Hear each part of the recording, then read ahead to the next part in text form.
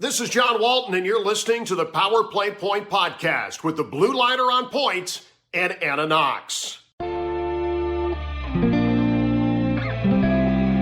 Here's Wilson, and on the right circle, he scores!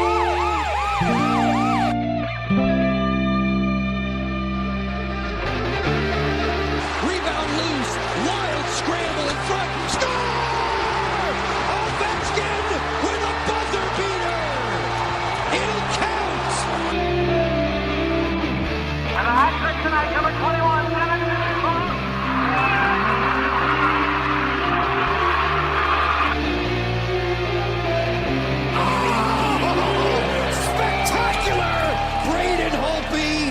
Hello and welcome once again to the Power Play Point podcast. This is your host, the Blue Liner on Point, talking to you live to tape from downtown Glen Burnie, Maryland.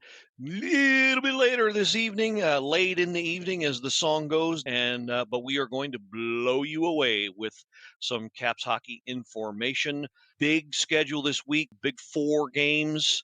We're going to cover, trying to get through this little bit of a time crunch now, but we're going to try and get through this as fast as we can, but still be a bit comprehensive. And with me, as always, once again, is the wonderful mermaid from Centerville, Virginia, Anna Knox. Anna. Yes, happy Sunday. Happy post-Tampa Bay beatdown. And the Yes. And the Masters. My other, Happy sports nerd hat is on. Yeah, happy Masters finale. We were just talking before we got on air. Yeah, I know. I was like, who's up? Who's doing it? Yes, we are all good. Definitely. All right. Especially if you like Scotty Scheffler. Yeah, no doubt. Scheffler, sorry. Although I have to admit, my when I was watching with my brother-in-law, we both were like, he kind of has, like, the fact that he goes by Scotty and he's like a grown man is like, ugh. But I also think he kind of has a very, like, Connecticut, New England waspy kind of, like, I can't help but when, like, I look at him, I feel like he's going to answer everything like, Lovey. And the golf club. And that's like, for some reason, I'm like, and I don't even think he's from that area. It's like, who knows where he's from, but I just feel like he would just be that, like, proper golf club attire. And I don't know what it is about like this guy. Like Mr. Howell from Gilligan's Island. 100%.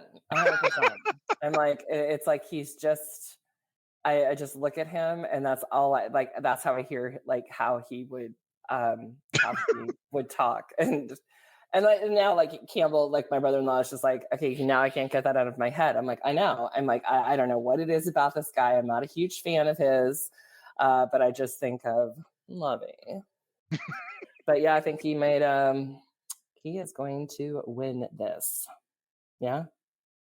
Yeah, he was one of the favorites. So kind of been kind of looking at this kind of with a sideways for monetary reasons. Of course. Won't go into too much detail, but doing well, and that's going to make the old golfers happy. But won't go into too much detail about that. No, of course not, Lovey. No, Lovey. No, we're not going to be. Everything's nice and sunny. See, now I tell, and now look what you did. I know it's contagious. Well, and now he has a beard, so it's a little bit different. But when you see him without a beard, I think he has like one of those like butt chin dimples. So it just like takes it like to a whole other level. And I can't undo it. It's that's just how I see this guy. And I watch a lot of golf, so again, can't play worth shit. Golf, mini golf, yes. Others, same. Not so much. But anyways, I want to hear a brief, awesome recap of the meetup yesterday. That I'm so sorry I didn't get a chance to meet the awesome people that were in the picture. And then we're gonna jump in and talk this wild card playoff. We'll definitely do. I will. I'll save that for the end since that's the last game, Oh, gotcha. and we'll go ahead. We're going to go ahead and make that the focus game, even though the Detroit game. Oh my God. Right. But yeah, okay. So 4 games. Let's go through them as quick as we can. But 4 games played, starting with exactly 1 week ago. Pardon me. With the home game against Ottawa, and this was after the disappointing loss against Carolina, where some questionable officiating, Non-officiating. non-officiating more accurately, kind of decided the game. So figure the Caps were going to come out breathing fire and playing that way, not to be. And not so much. Didn't quite get there, and in fact, the only heat that was generated was from whatever the hell was going on that let the sunshine in. I don't know. They were. What is that? I, It's really weird. I don't know who or what. I don't know. Somebody, because it happened in the Tampa game. Did you see that? Yeah, and it's like at 5:38 or something like that. Yeah, And legit, you're looking like at the fans who are like totally blinded and kind of like, what the hell? It's such a weird thing that it's like, how do you have something like an arena and what, like one window isn't covered properly or something? It's like, what?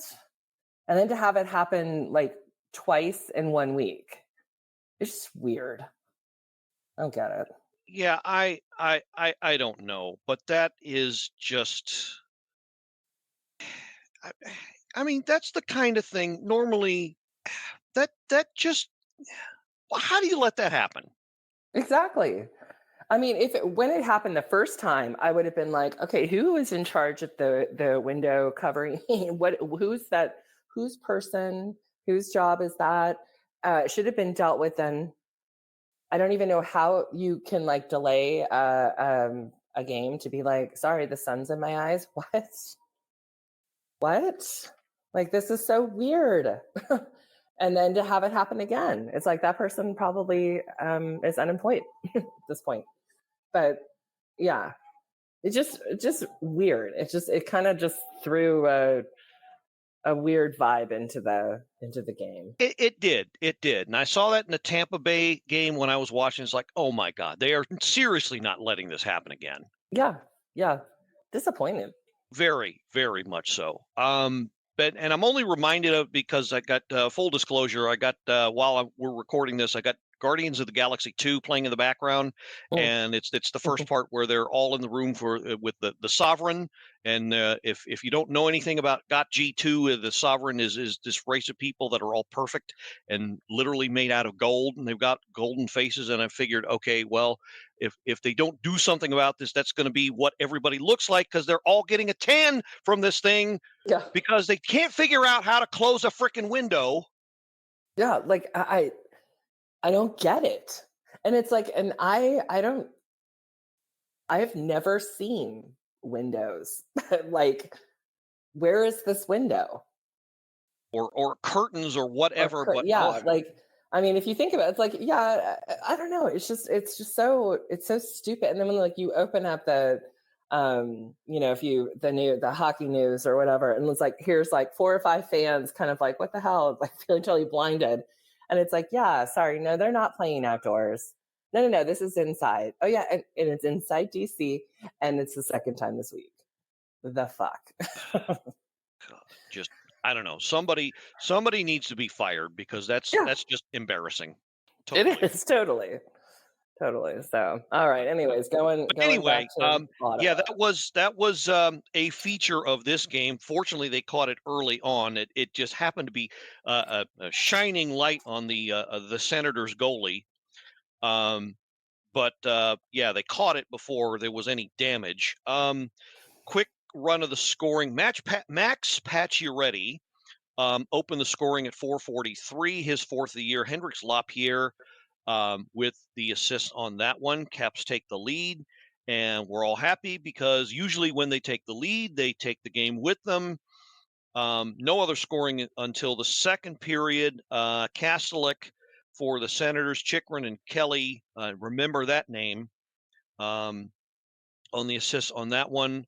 And then Thunder, Alexei Protas, his sixth, breaks through, ends the long scoring drought, although he had one that should have counted against Chicago, I think. His sixth of the year, Van Riemsdyk and Fedevati on the assist on that one. 17-10 late in the second. Okay, so we're thinking Caps are going to hang on. Well, they didn't. Ridley Gregg, his 13th, he scores 12:49 into the third, and that ties it. We go into the dreaded overtime, and the 41 seconds in. Stop me if you've heard me before.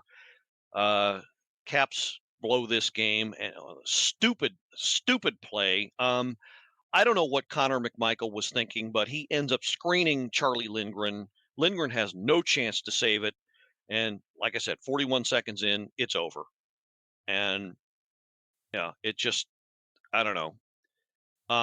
This game really ticked me off because it just that strength of effort just wasn't there. You didn't feel that sense of urgency, and it just didn't feel like it was there. And but it ramped up obviously as it went along. If you look at the shots on goal per period, 4, 8, 10 in that order. Caps didn't even possess the puck in overtime, so no shots in that period.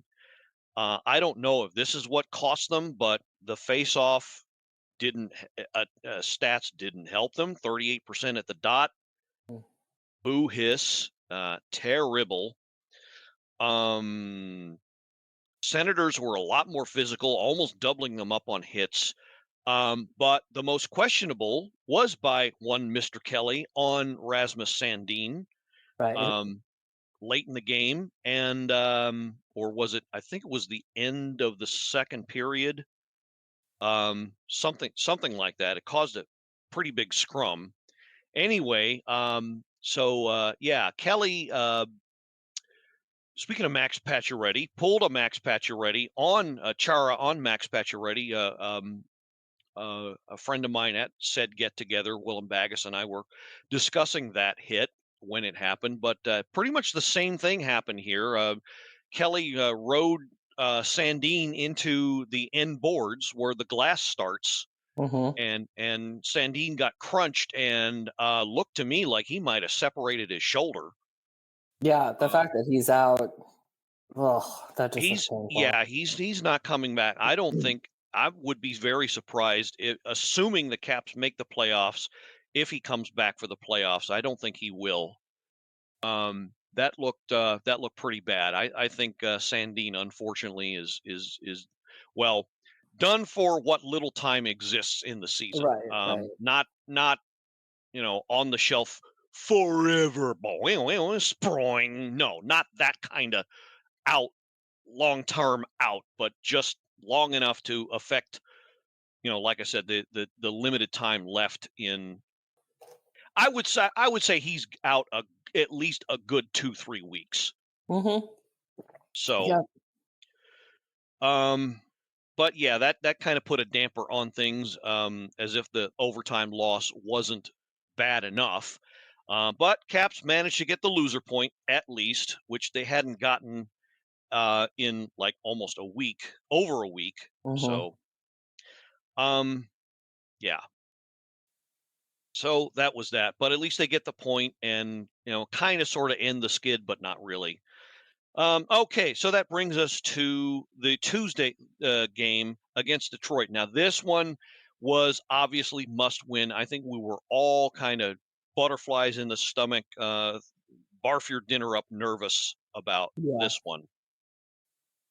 Because as well as they played them last time, Detroit was looking to, they were in the same spot the Caps are. They're looking to,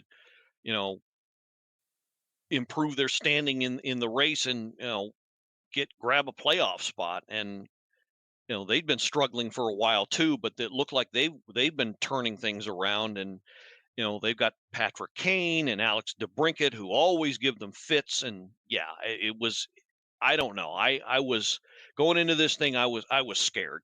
I'll be honest. I'll be totally honest. And then the way they played, oh my God. Well, let's go ahead and jump to the shots stats. First period, Caps got 8. Red Wings got 17. Second period, Caps got 8 again. Red Wings got 10. Third period, Caps got 7. Red Wings got survey says 16. More than 7. More than 7.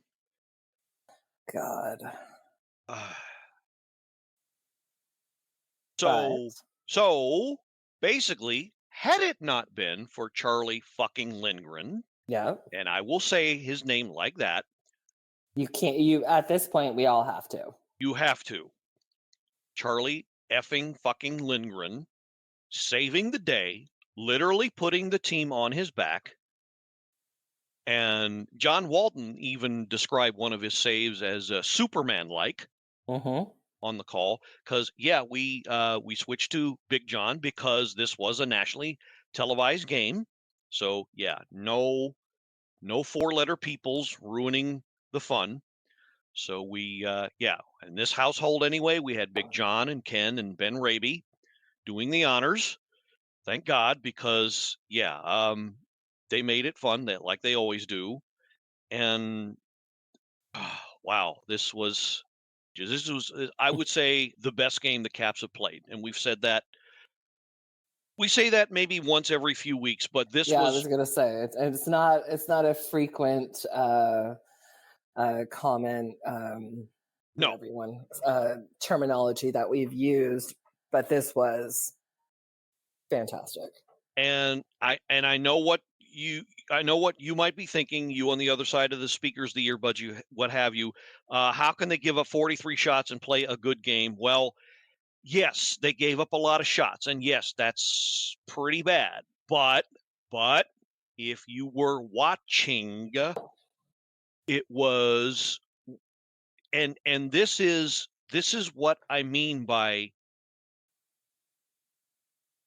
the scoring chances to score, because a chance to score is the whole sequence of events.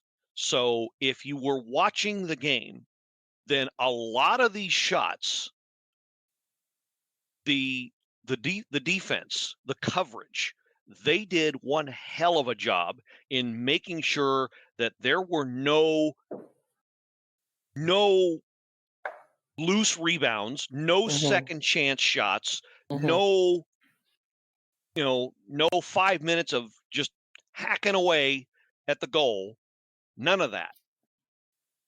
And if you think about it, a lot of these shots, they got ramped up because Detroit got more and more desperate as the game went along. And that led to a lot of frustration on their part. Yep.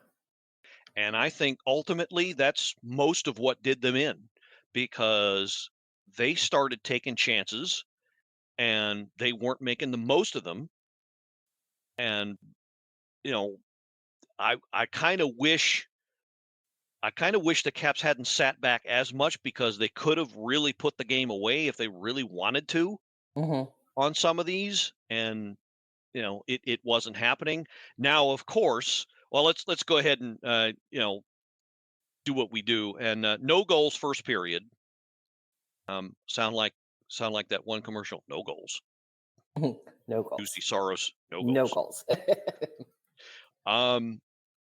Dylan Strome opens it at 17:47 in the second. So 37 minutes plus before anybody even got a goal in this game. Fedavati on the assist on that one. Caps take the lead. And then just over 2 minutes later, Alex Ovechkin, the captain, treats us to not only pizza but McNuggets all in one shot. 1952, so it's a McNugget minute goal, a magical McNugget minute goal, as we like to say here. Oshie on the assist on that one, and that's his 30th, the 18th time he's done that. Nobody, and I mean That's nobody so fucking else. crazy. It is crazy. I mean, you have to just sit and say it a couple of times before you really wrap your head around how phenomenal Alex Ovechkin is. Yes. I mean, we know, obviously, but I mean, like, when you really are just like aside, again, like, we're on that Gretzky train, but when you really think about all of the stepping stone things that records he's breaking, excuse me, and just everything, it is really quite, I don't know. It's amazing. And I'm like honored to be, a fan at this point, to be watching something like this, to be like, yeah, I was there for this, and this, but for him to do that in so many seasons and just kind of stand alone with that glory is really, God, fucking amazing.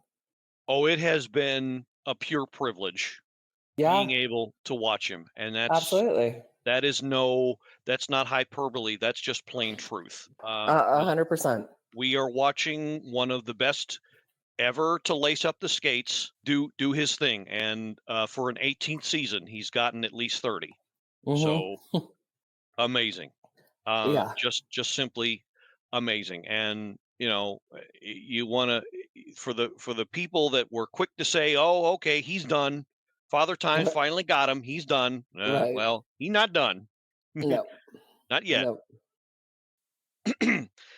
So this actually turned out to be the game winner because, as heroic as Charlie was being, the Wings had pulled their goalie, and at 1958 officially, Patrick Kane finally managed to put it away with 1.1 seconds left on the clock. David Perron, Lucas Raymond on the assist on that one. They literally stormed the net. I don't know how it went in myself, but there was 1.1 seconds left on the clock. So because it's Patrick Kane. Well, yeah, but so for 59 minutes and 58.99999 repeating seconds, Charlie had shut down the Red Wings. I'm not an official scorer, but if it was me, I'd have just given the shutout anyway. But yeah, unreal that it took this to finally get the goal. So their 43rd shot, they get the goal, and but unbelievable performance by Charlie. I give the defense some credit, but there were quite a few high danger chances that he had to deal with, and again, he put the team on his back. And like we posted in the Facebook room, there are a lot of decent players on this team that have done a lot of good things this year, but I don't think there's any doubt who the team MVP is this year after this. Right. There just isn't. 100%. I wish we had more time to do the game justice because, like I said, I think this was this was at the very least the greatest effort that they had put out. But that's really what it comes to is that they knew what was on the line and they showed up and they played, well enough to win the game finally, which is all we've been asking them to do. Unfortunately, the same could not have been said 48 hours later when they went up to Wing City in Buffalo. The fuck. And yeah, as great as that game was, this game was a kick in the old gonads. Yeah, this was awful. This was horrible to watch. It was almost like, well, not almost. There was no almost. This was a letdown game. Let's just call it what it is. Well, they didn't look like. I mean, I don't know how much you're gonna even want to recap or whatever else, but this was, of the 4 games that we're talking about, 100%. This was the game. They came out and did not look like they wanted to be there. Did not have a spark. It was like they didn't show up. They didn't show up, and you would think after the embarrassment that we got playing them not that long ago, that they would have been ready to just come in and be like, I don't care if it's your last game in your hometown, like, we're gonna kick your ass, like, and let's go. And I felt like Buffalo showed up. Buffalo Yeah, was and 100%. They were doing their thing. yeah, We were not so much. We were late to the party, and that was that. oh yeah, yeah. That's pretty good description of late to the party. Let's get the scoring rundown out of the way. Zach Benson, pretty good rookie, gets his 10th, opens the scoring at 19 minutes. So I don't know if they have a McNugget thing, but if they do, probably wings or something like that. There, he got it for them. 19 minutes makes it 1-0. Second period, Alex Tuck, his 22nd, Yoki Haru and Tage Thompson on the assists. Pretty much the same line that burned them in the first frickin' game, or the last game that they played. So just put a frickin' body on these guys, And I think this was the goal that Connor McMichael screened Charlie again. I mean, not to make Connor the whipping boy, especially after what he's going to do here in a second. Yes, this was the goal. But to alleviate the pressure on him a little bit, maybe he shouldn't have been in the position to play defense in front of the goal in the first friggin' place.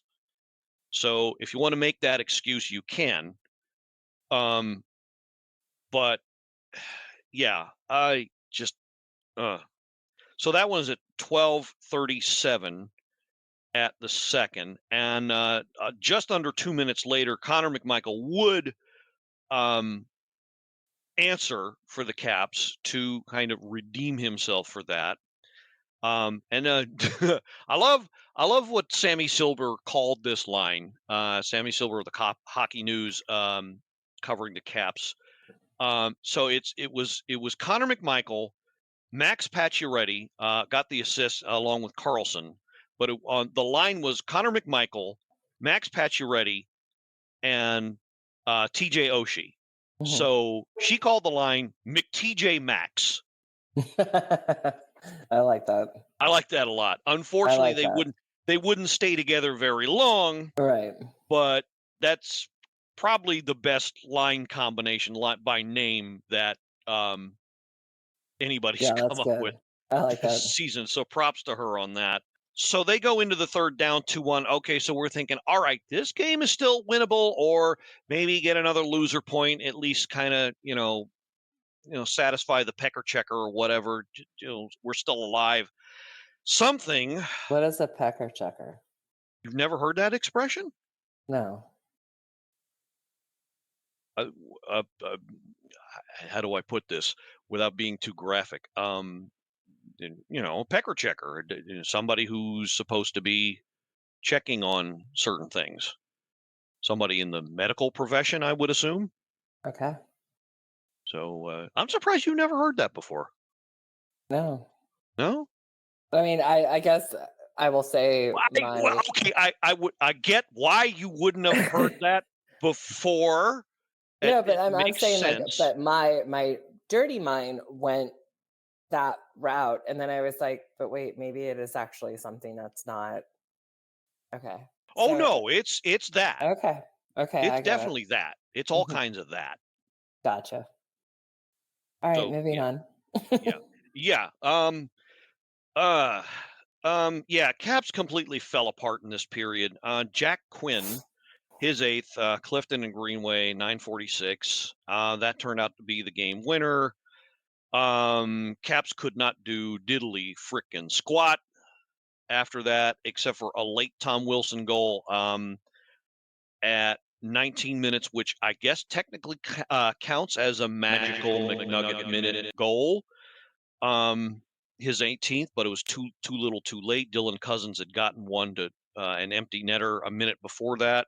That pretty much locked it up. So it ends up 2-1 or 4-2. Buffalo, shots on goal. Caps had 24. Buffalo had 17. I mean, on paper, they should have won this frickin' game. Mm-hmm. Even like on paper, they should have. In their mindset, they should have gone in and been like, "Fuck no, we are coming to redeem ourselves." And again, they did not show up. And No. there were some to be sure, there were some questionable non-calls in this one, not the game altering, but I mean, the total.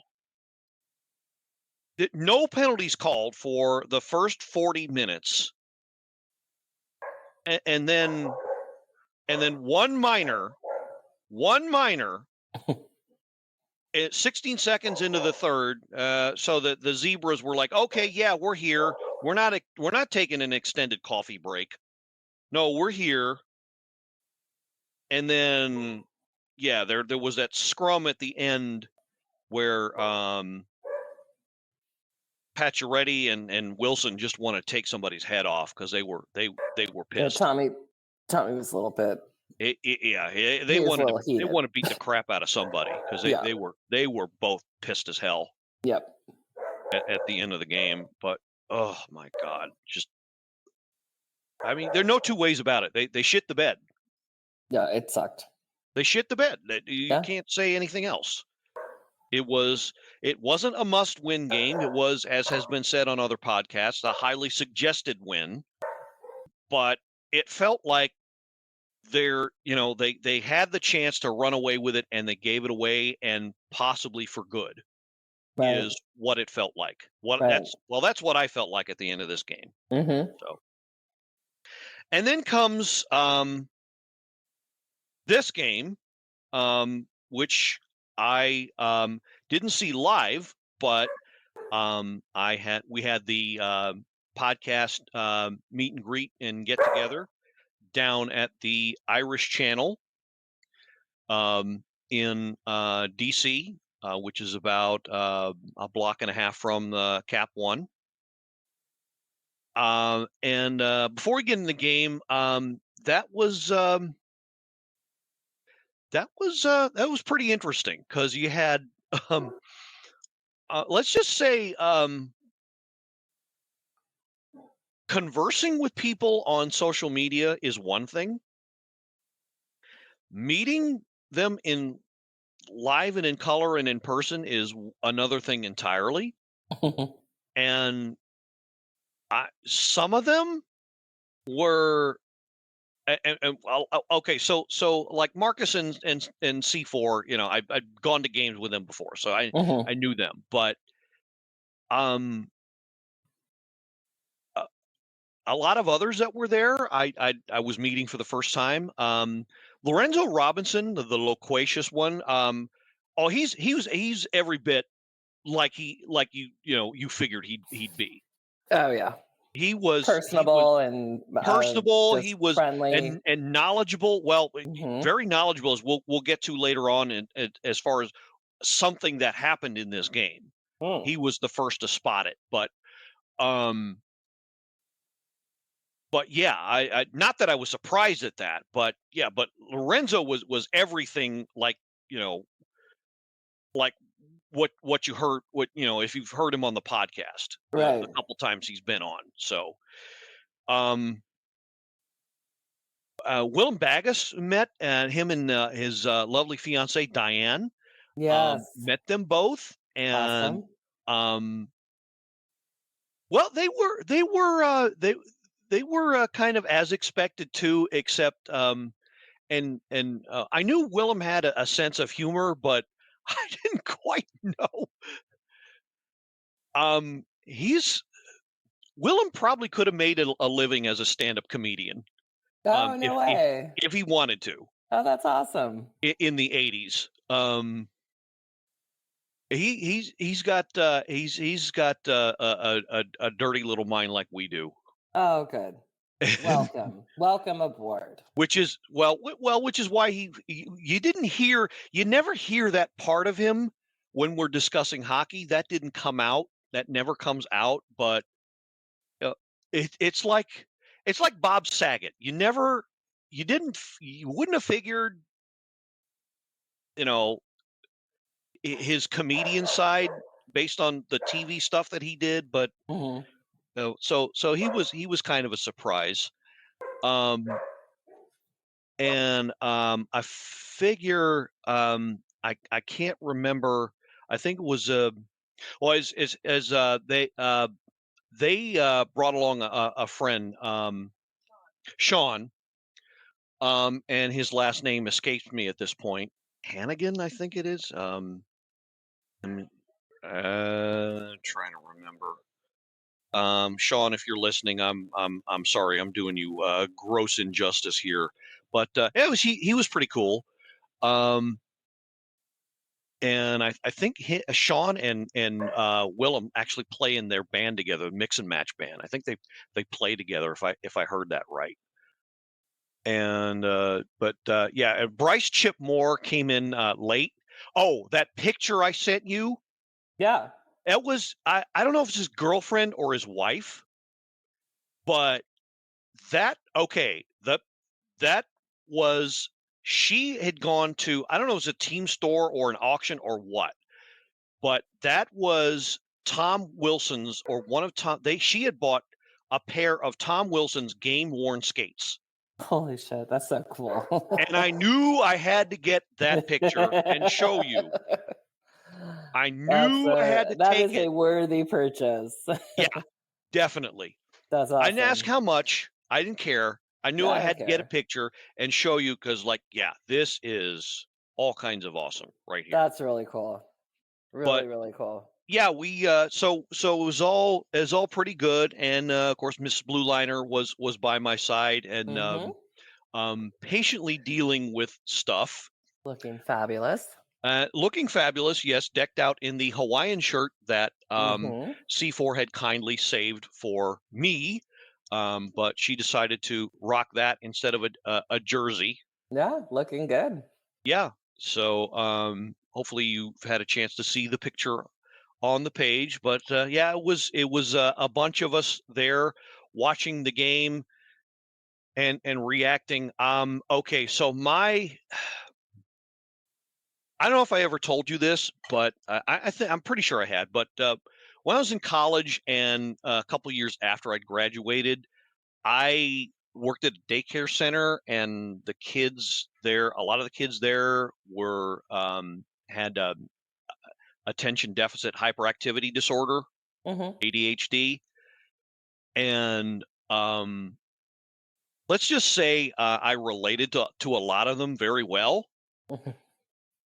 That's my job. And yeah, and if you're very, very curious, no, I've never been diagnosed. But I was kind of glad for that because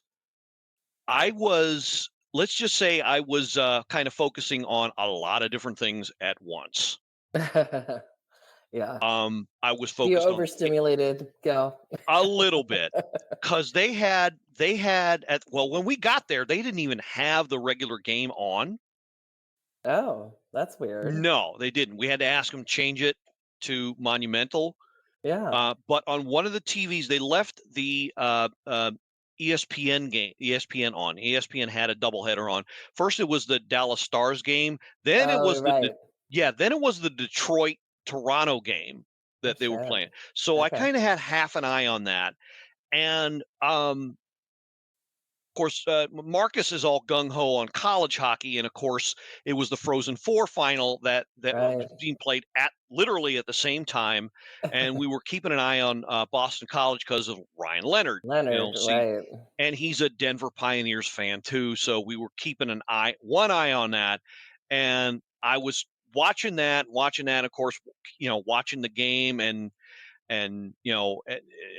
everybody was meeting me for the first time, so they all wanted to, we were all getting in conversations, and we were trading pictures and all that. So yeah, it was an experience. Good. That's good. I mean, I so wish I could have gone. We happened to have family coming in, and I didn't even put it 2 and 2 together, honestly, when we were talking about them coming to visit, and they drove all the way down from Cape Cod. So it was like, oh shit. But I was there in spirit. Yes, you definitely were. And it's kind of on me because we'd suggested it about a month and a half ago, and I threw out the date and said, "Oh, why don't we do this as Tampa Bay game, because it's an early start game, and Right. nobody will be out late, and it's a weekend, so it's perfect for getting together." And I never firmed up the details. And thank God for Cheryl Ann, because she had connections at the Irish Channel. Mm-hmm. And God bless Willem for coming out. He lives all the way out in Gainesville. Oh my God. Yeah, Was, it's a good 15, 20 minutes past me. like, yeah, I was going to say way past you. Yeah. But yeah, so thanks to everybody for coming out before we get in the game. So again, Sean, Willem, Lorenzo, Bryce, and everybody, Diane, and of course C4 and Marcus. Thanks everybody for all of you for coming out and making it a big hit. And maybe next year, we have it again, and we make it a little bit bigger, and I'll try to plan it a little bit better instead of it being thrown together at the last minute. But Oh, it's fine. thanks everybody who showed up and wanted to show up and Yeah. making, made comments, and but so thanks to all of you who helped make it happen, and God bless all of you, because it really validates what we do here at the podcast. So thanks all of you, because I mean I was really honestly a wreck throwing this together. So thanks again. All right, so let's jump back into what happened at this game. Hoo boy. All right, so crap, I lost my Okay. All right. So if you're following along in the app, it is the game center for this game. All right. Let's do the scoring rundown. Sonny Milano, cookies. His Oh, great. 14th opens the scoring at 9:56. Max Pacioretty and Hendrix Lapierre. He likes assisting on those first goals, does Hendrix. 9:56 opens the scoring for our Caps. And just over 3 minutes later, Anthony Duclair of the Lightning ties it up. Braden Point and Radish on the assists on that one, tie game. Milano unassisted, less than a minute later, gets the Caps back into it. And then Brandon Hagel, his 25th, ties it again. Stamkos and Cirelli on the assists on that one. And I don't want to spend too much time on this, but I kind of feel like we have to. Not long after this goal was a play that changed the, I think, the outcome of the game, possibly the fortunes for the Caps. And I want to preface it by saying this. Yes, he's been my whipping boy for most of the season. I have not been pleased with his play. No, this is not something I wish for. Hell effing no did I wish for this at all. I know. At all. And by the way, those of you who did, fucking shame on you, okay? You assholes know who you are. All right? Talking about the Tampa fans and other people that were like, well, this is karma for Tom Wilson. Shut the fuck up. Those fucking people. That's who is, and I'm sure you're not listening to this. I don't give a fuck. All right? But you people, shame the fuck out of you. All right?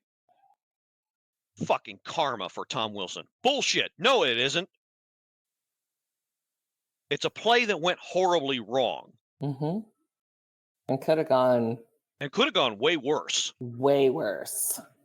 Way fucking worse. And of course, what I'm talking about is Michael Eissemont's hit on Nick Jensen.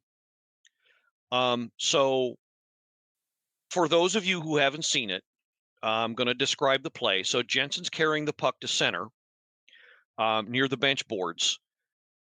I want to say he was probably about 3 or 4 feet from the boards.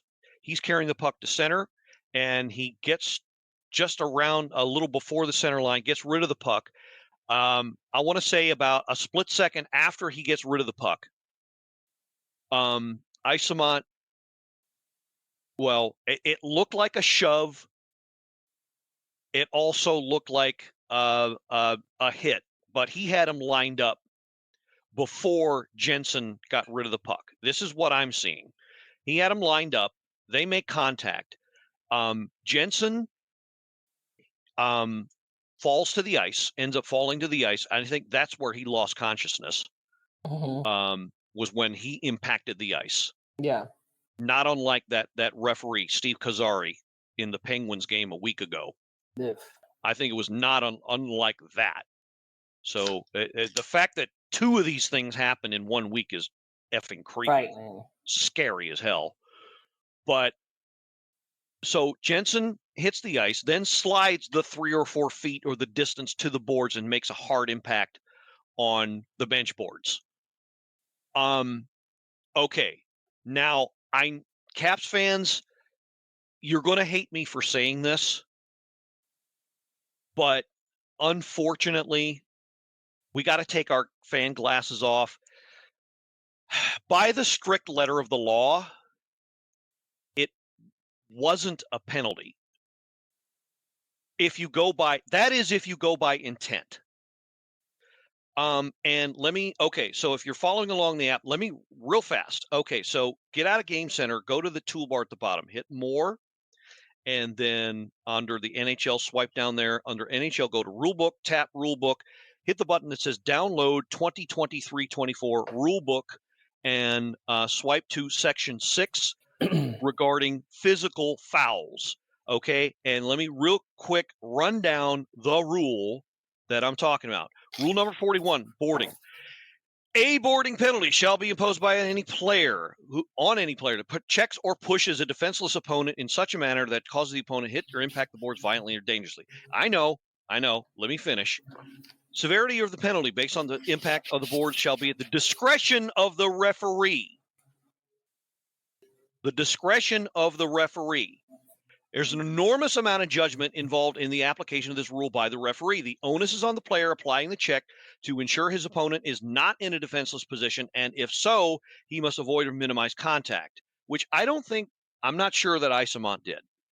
I'll get to him in a minute. However, in determining whether such contact could have been avoided, the circumstances of the check, including whether the opponent put himself in a vulnerable position immediately prior to or simultaneously with the check, or whether the check was unavoidable, can be considered. This balance must be considered by the referees when applying the rule. Any unnecessary contact with a player playing the puck on an obvious icing or offside play. I don't think this part applies, so I'm not going to read it. You get the idea. Here. Now, Lorenzo Robinson was the first to spot it. The only thing he got wrong, I think, was the timing. He said Jensen still had the puck. He did not. But I have seen other hits like this where the guy had just gotten rid of the puck and then boom, the guy gets hit and nothing called. I've seen that before. There is that precedent. Was it reckless? You wonder 100%. Damn fucking well, Skippy. Yes, it was reckless. So it violates that part of the spirit of the rule. So unfortunately, that part of it was broken, but in all other ways, it did not meet the criteria for calling a penalty.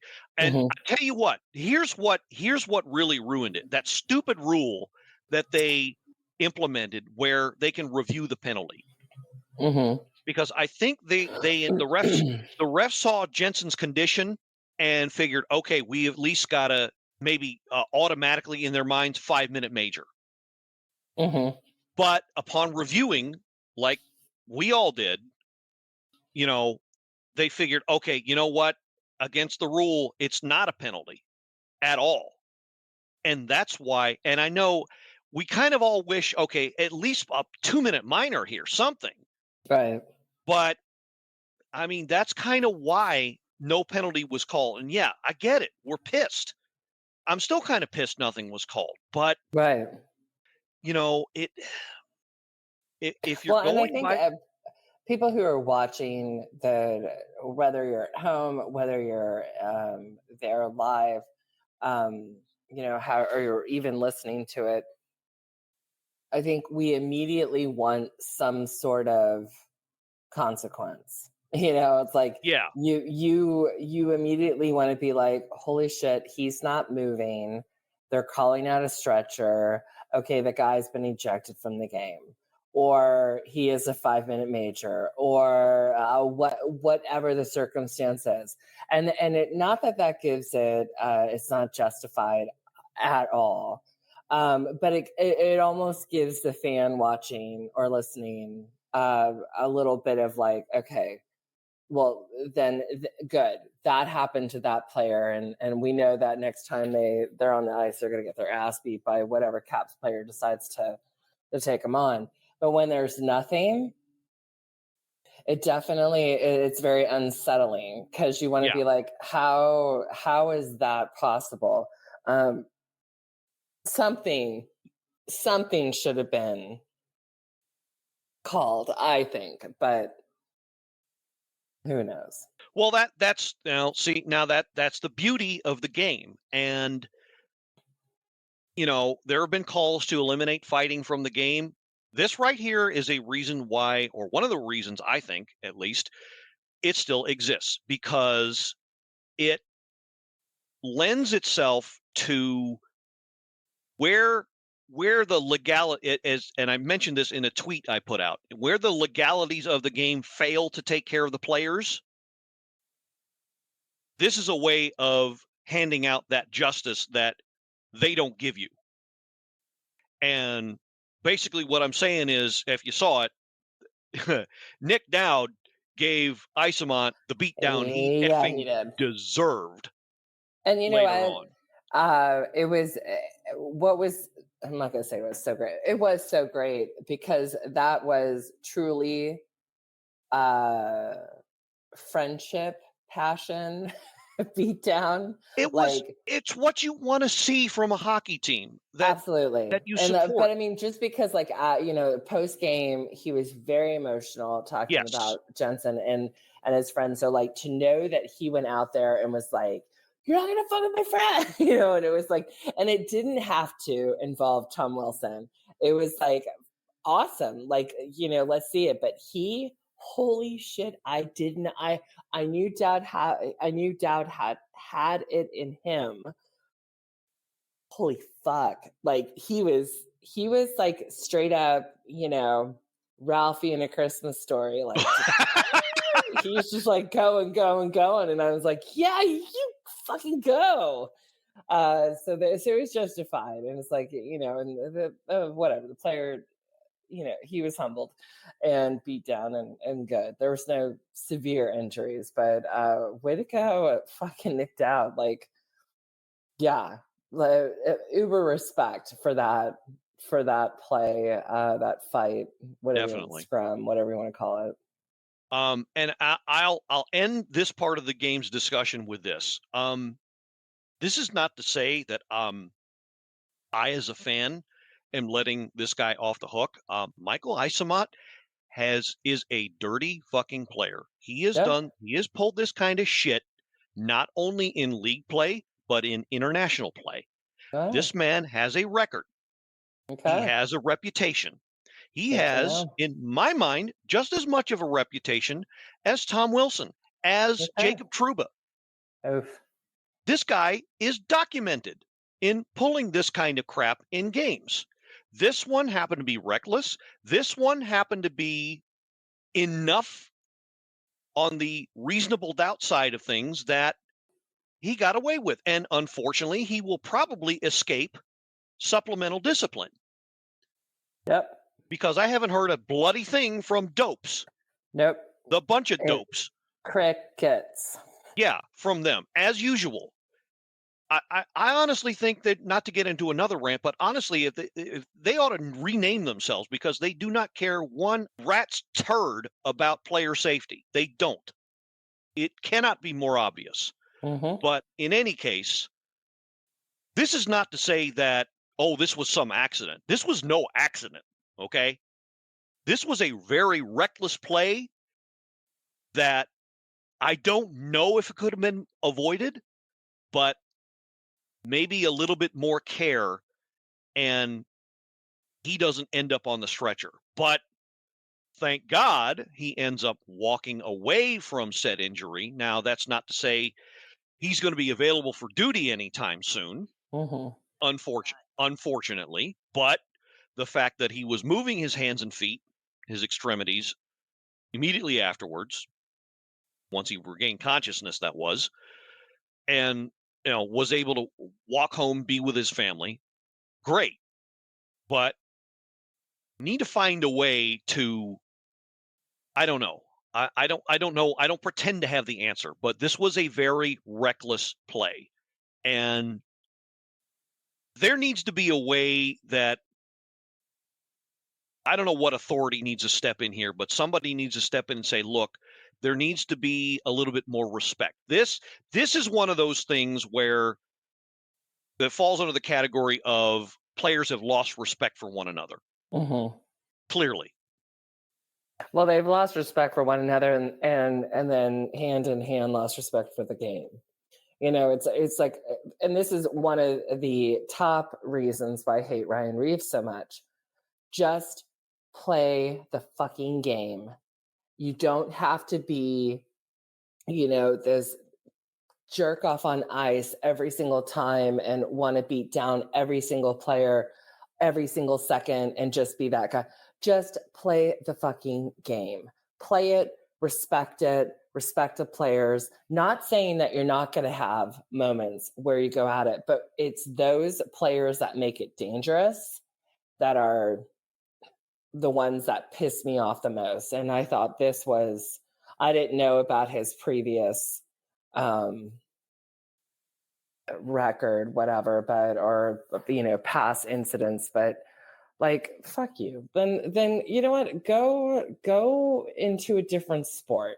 Like, go into some stupid, wrestling or, or some like cage fighting or something. Like, go do it where that is acceptable. But I don't like when you're out to want to physically hurt somebody, and they're gonna go however many miles into the boards, I don't care, and they go head first, whatever it is, and it is fucking dangerous. My God, stop. Like, you don't belong, here, because as fans, you want to see the skill. You want to see the speed. You want to admire the trick pass and everything else. Nobody wants to go out there to see the douchebag that's going to play dirty and possibly, paralyze or injure or, season-ending injury to somebody. Nobody wants that person in the NHL. And yet we have them. And that's infuriating to me. I don't think there needs to be a movement to eliminate fighting, although I mean, this whole other discussion for a whole other day. I get that in part it has been proven to an extent that it has contributed to CTE, the head trauma. Yes. I get that. I totally get that. I'm not dismissing that. Of course. But this is why it is a part of the game and needs to stay a part of the game.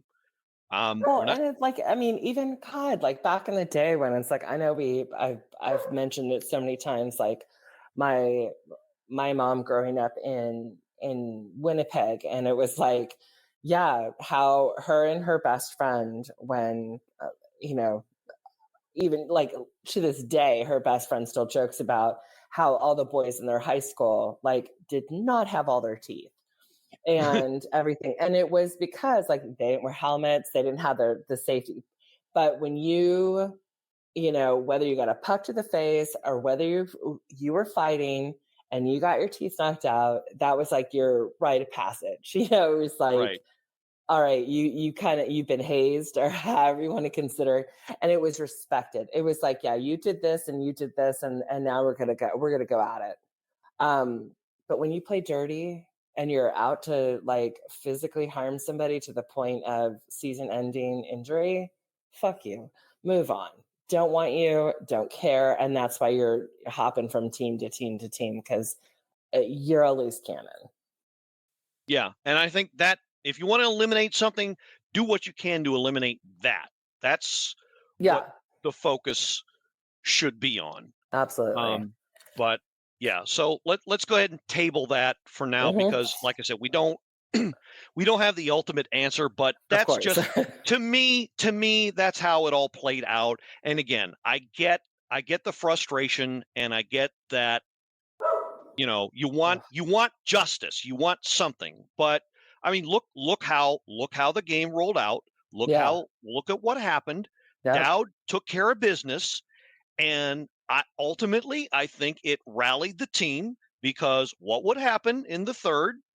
Okay, John Carlson, they go on a power play eventually. John Carlson would, as he often does, pinch in, charge the net. He gets his 9th and earns the record, his 150th goal as a defenseman. Earns the Caps team record for that. Bravo, good sir. Strome and Tom Wilson, critical assist on that one on the power play. So that is the game winner. And then the guy we just mentioned, Nick Dowd, his 11th, he gets the insurance goal. Beck Mallenstein, and Van Riemsdyk on the assists on that one. I don't know that this was as well played a game, because I saw a lot of lapses in the defensive coverage. I thought when the Caps had the puck, they were better.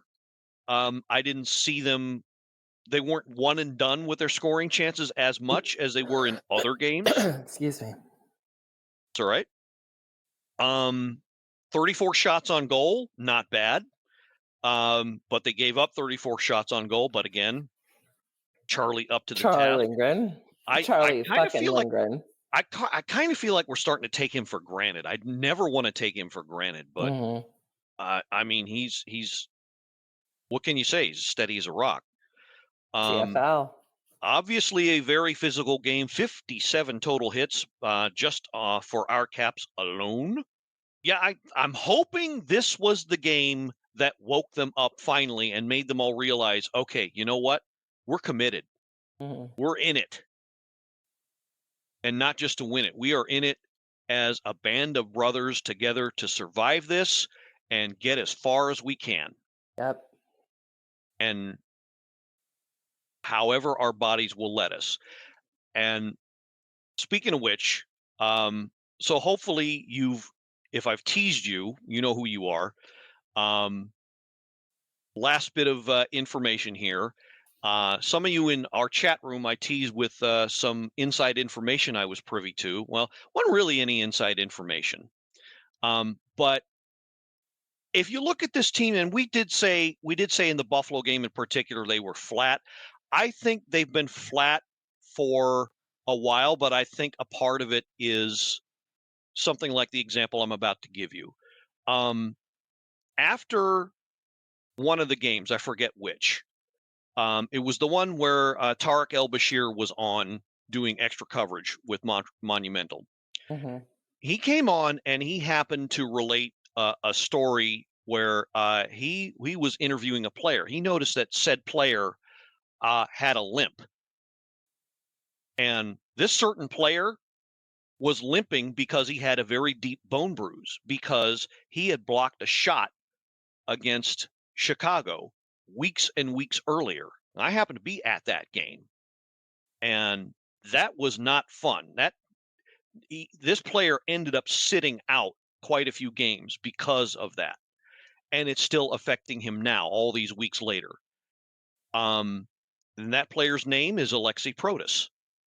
Yeah. And it occurred to me after hearing that, they're coming out flat, but the other side of it may be that sometimes the human body reaches a limit. Right. And as much as you may want to in spirit, the human body does not let you go past that limit. You can negotiate with your body to try and exceed that limit, and sometimes you can go past that limit. And if you have enough adrenaline running through you, you can exceed that limit to dangerous levels. But on other times, maybe not so much. And I think to an extent, that is what's happening. So, when you say they don't care, maybe think a little bit on that before putting that out. Maybe that's why, they look flat. It's not really that they don't care, but afflictions of the human body can also affect your mind.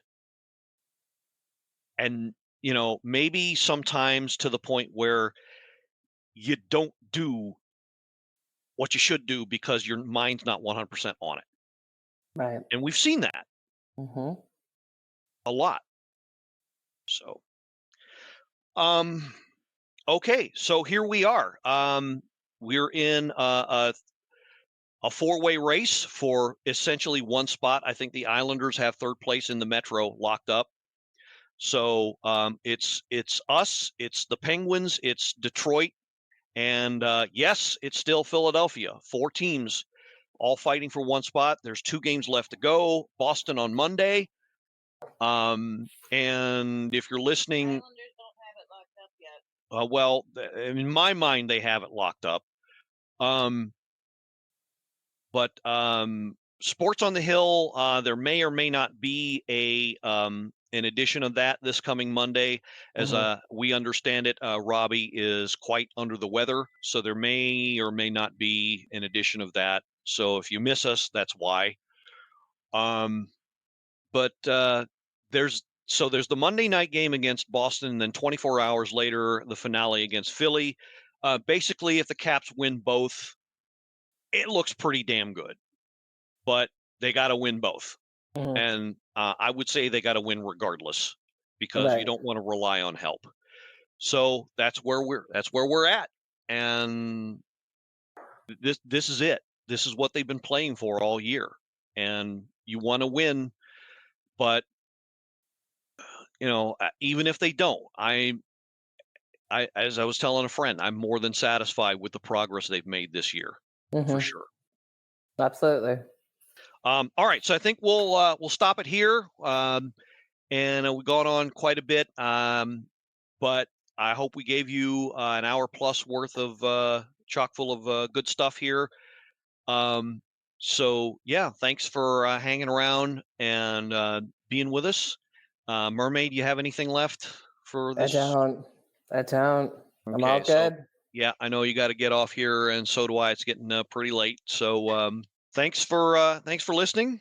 So for the Mermaid Anna Knox, this is the Blue Liner on Point signing off and reminding you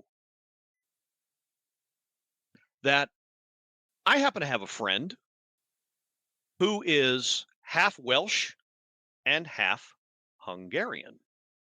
So you know what that makes him, right? No. Well hung. Yeah.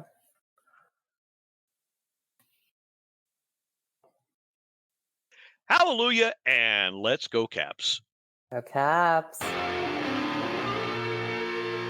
This has been another episode of the Power Play Point Podcast. All episodes are available from Apple Podcasts, the Podbean app, BlueLiner77.podbean.com, now available from Stitcher. Music by Joe McAllister, voiceover by Jeffrey Conkle.